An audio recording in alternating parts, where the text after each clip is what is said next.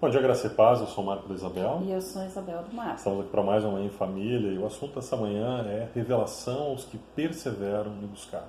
Parece que nós vamos estar, primeiramente, lendo o livro de Apocalipse, capítulo 1, a partir do versículo de número 1. Diz assim, revelação de Jesus Cristo que Deus lhe deu para mostrar aos seus servos o que em breve há de acontecer. Ele enviou o seu anjo para torná-la conhecida ao seu servo João, que dá testemunho de tudo o que viu, isto é, a palavra de Deus e o testemunho de Jesus Cristo.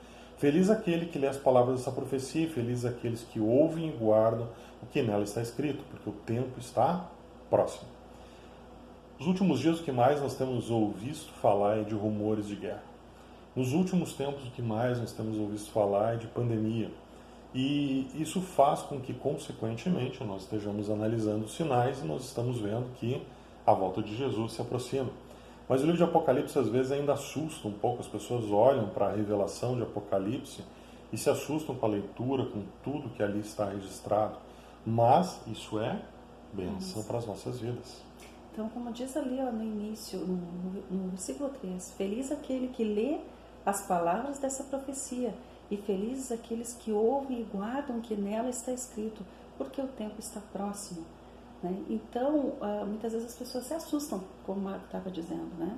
Porque realmente vai vir grande tribulação sobre a terra, a gente sabe, a palavra deixa clara, e talvez até pessoas que nem conheçam do Evangelho já ouviram falar das coisas que estão por vir, da tribulação, da grande tribulação. Só que nós que cremos e aguardamos o retorno do Senhor, não é momento de pânico, é momento de saber que nós estamos aguardando o nosso Salvador. E isso faz a gente também trazer à memória o que aconteceu antes do Senhor Jesus vir a primeira vez, né? Quando ele veio como homem para morrer em nosso lugar. E o que aconteceu? Nós vamos falar aqui de duas pessoas que tudo indica que já anciãs, de bastante idade, que aguardavam a primeira vinda do Senhor e o cumprimento das promessas. Então o que nós estamos vendo é o cumprimento das promessas agora para a segunda vinda do Senhor. E como nós temos que nos portar, como que nós temos que estar aguardando essa segunda vinda? Porque o tempo e a hora ninguém sabe. Que está todo mundo observando os sinais? Está todo mundo observando os sinais. Mas a gente não sabe o dia nem a hora, mas o nosso coração tem que estar pronto. E é sobre isso que a gente quer estar falando agora. Exatamente. E a característica principal desses dois é que eles perseveraram em esperar o Messias de acordo com o que eles tinham a promessa. Ou seja, os ensinamentos que eles tinham, o conhecimento que eles tinham, a revelação do Espírito Santo, principalmente sobre a vida de Simeão.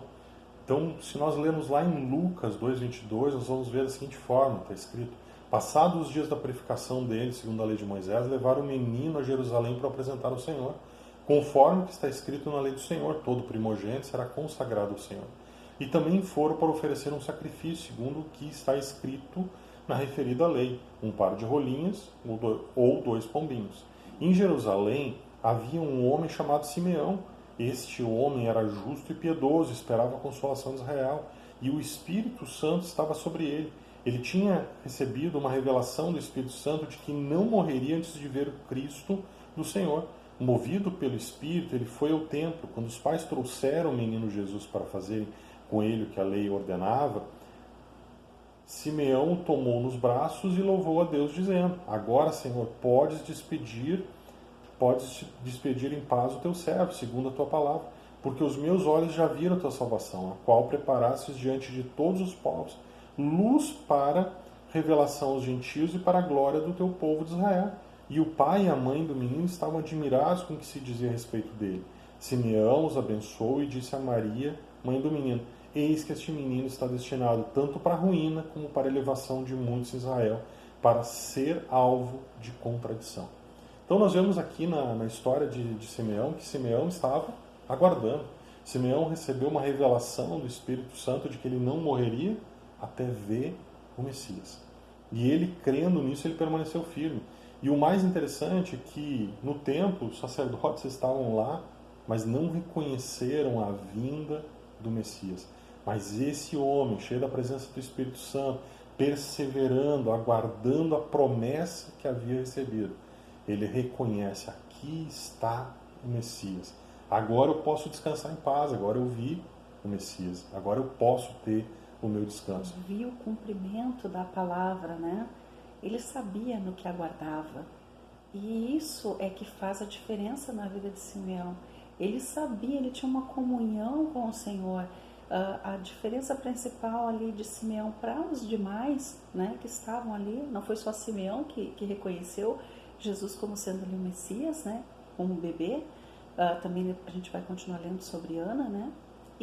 Mas o que a gente vê é que ele tinha um coração buscando ao Senhor. Ele queria o Senhor, ele era justo. E Deus, ele era cheio do Espírito Santo, e o Espírito Santo revelou, o Espírito Santo preparou para aquele momento. Se a gente fizer um paralelo com a nossa vida, se nós estivermos firmes buscando o Senhor vai nos preparar para o momento da sua segunda vinda. E isso que é o importante. Nós estamos buscando o Senhor, tendo foco no Senhor, não se distraindo com tantos afazeres, mas realmente buscando o Senhor de todo o coração. Como Isabel já falava ali de Ana, versículo 36 diz assim, havia uma profetisa chamada Ana, filha de Fanuel, da tribo de Asser. Ela era bem idosa, tendo vivido com o marido 7 anos desde que tinha se casado. Agora era viúva de 84 anos. Ela não deixava o templo, mas adorava noite e dia com jejuns e orações. E chegando naquela hora, dava graças a Deus e falava a respeito do menino a todos os que esperavam a redenção de Jerusalém. Ou seja, essa mulher, ela ficou viúva e ela se consagrava o quê? Com jejuns, orações, busca ao Senhor. E conforme ela perseverava em buscar o Senhor, no momento em que Jesus está lá para ser apresentado, ela reconhece, eis aqui o Messias, e falava a todos, eis aqui o Messias que traz a salvação. Eles lá esperavam a primeira vinda de Jesus. Nós ansiamos pela segunda vinda de Jesus e nós precisamos estar preparados, bem-aventurados, como nós vimos lá na questão de Apocalipse, os que estudam, os que tomam conhecimento, os que se buscam na palavra e perseveram em aguardar a vinda do Senhor. Uma coisa nós podemos descansar o coração. Em Jeremias 29:12, tá? Nos fala aqui uma promessa ao povo de Israel, mas também que a gente pode receber essa promessa em nossa vida porque cremos no Senhor.